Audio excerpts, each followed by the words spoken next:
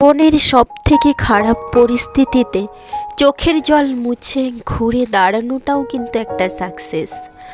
কষ্টের দিনগুলিতে দাঁতে দাঁত চেপে হেরে না যাওয়াটাও কিন্তু একটা সাকসেস।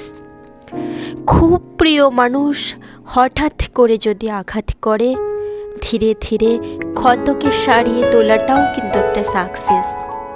মনে রেখো, এই অন্ধকার কাটিয়ে সমস্ত প্রতিকূলতা পেরিয়ে চোখে চোখ রেখে পথ চলাটাও কিন্তু একটা মস্ত বড় সাকসেস।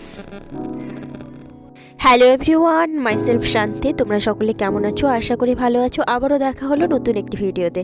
তো আজকে যেটা না দেখালেই নয়, আমার গাছের কিছু গোলাপ খুব সুন্দর ফুটেছে। এই গোলাপটাকে হয়তো তোমরা চিনে থাকবে যারা ডেইলি আমার ভিডিও দেখো।